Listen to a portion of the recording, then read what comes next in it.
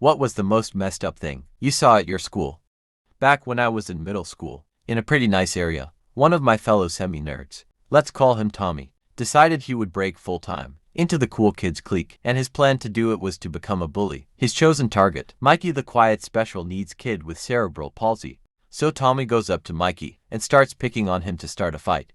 Well, Mikey took his pretty hefty textbook and smacked Tommy right outside the head. Tommy went down and proceeded to get his ass beat. I can't even remember what happened to Tommy afterwards. He went from being just one of the normal kids that sometimes hung out with US nerds and sometimes hung out with the cool kids to being a complete social pariah. Because even in the dog-eat-dog world of the early 90s schoolyard, the one rule everybody lived by was, you don't pick on this bad kids. I was a substitute for about 6 months pre-pandemic in some rough neighborhoods, and I feel like I had a few of those types of kids. We had to give reports at the end of the day, and I naturally gave one kid a red mark for misbehaving, and he broke down and cried, confessing that his dad was going to beat him if he came home with another red mark. The rest of my time there, I never gave him more than a yellow mark from me, and I gave him a couple of leadership roles. Watch the class while I go next door, and even just that.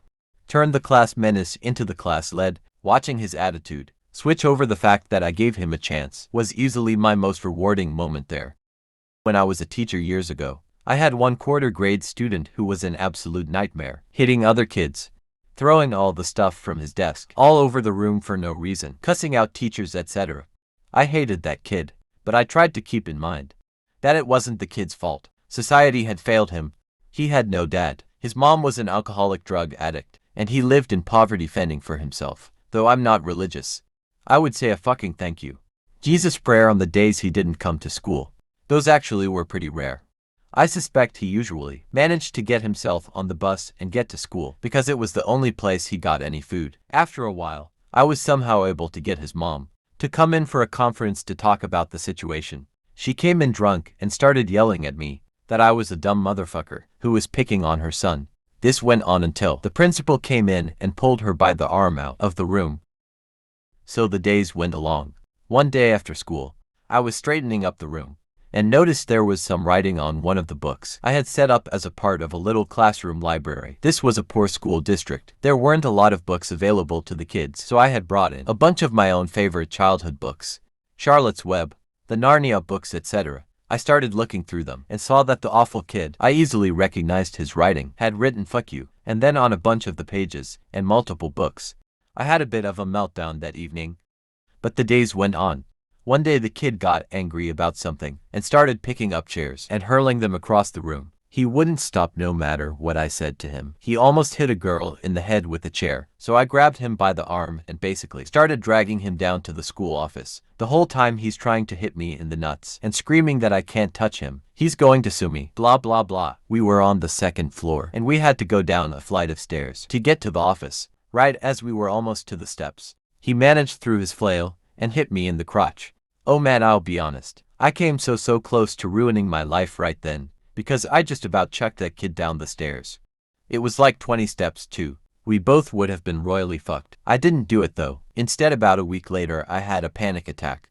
Driving home from school, I thought I for sure was having a heart attack and went to the hospital in an ambulance and everything. I did manage to finish the school year after that low, and then quit. But here's the fucked up thing. I went on to different cities to teach in rich suburban schools where I made more money and had a way easier time of it. And you know how some kids will give gifts to the teacher at the end of the year. I got pretty extravagant gifts sometime from the kids in suburbia. I once received a $100 Best Buy gift card. One time a rich stay-at-home mom sewed or knitted or whatever a super nice blanket of my favorite sports team.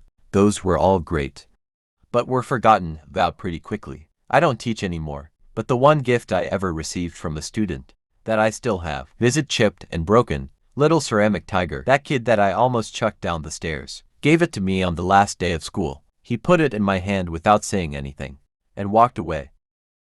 Story for essentially, I have a serious medical condition that causes tumors to grow anywhere in it, on the body, and freshman year, this one teacher just had it out for me from the start, because of my medical condition. I hadn't, because I would have multiple surgeries to remove the tumors. Because of she knew what condition I'd out. Every day in class, she would give me shit. She told all of my classmates about my condition, and they would join in on the fun. to the point where someone drew a crude drawing of me on the whiteboard, and she left it there for days, meaning other students in different periods now knew too.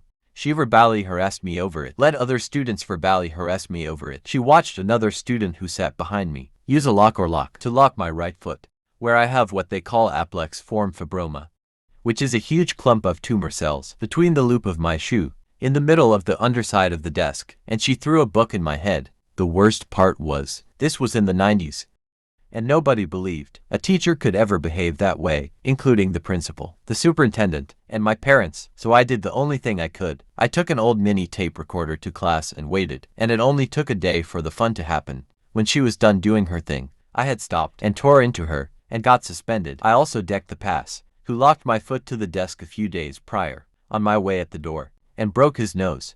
When I got home, I played the tape. My parents felt horrible for not believing me. We were at the school with any hour, with lawyers. Let's just say I wasn't suspended anymore, and the teacher wasn't there anymore either. On a side note, when the mother of the guy I punched found out what he did, she was pretty pissed and embarrassed at him for messing with a disabled kid, so I somehow didn't get in trouble for that. Story: I went to one of the trashiest schools in my state, some real redneck pride kinda stuff. There were 2 freshmen, total boners, but they were tough shit apparently. I remember it was that the day before homecoming. They lured one of the special education kids into the boys' restroom and barricaded the door. They proceeded to beat the ever-living shit out of this kid and take pictures of each other, forcing a barely conscious, far-spectrum autistic kid to fill at them. This part one didn't see. Of course, what I did witness was after school. I got benched in football for smoking weed, so coach made me help coach freshmen, so I wouldn't feel left out or useless. The freshmen practiced on a different field that got a great view of the parking lot. The victim had already been taken away, and the 2 other kids were being questioned at the school. This was probably an hour after school let out. An officer came out with an of the attackers and was walking him across the pavilion from the other side. Another person, huge dude, got out of their car and started walking towards the officer, and then one attacker. When they finally crossed paths, the huge guy gets one hit at the kid, knocking him down immediately, then dropped another. First while the kid was flat against the concrete. Turned out the big guy was the autistic kid. Sad, and nobody ever saw them. One attacker again. There were a couple rumors spreading. Some said the kid was killed by the second punch, and other people were saying that to impact the scrambled his brains. The other attacker, I couldn't tell you. Nobody cared enough about him to start any rumors or spread any news. Please subscribe for more videos.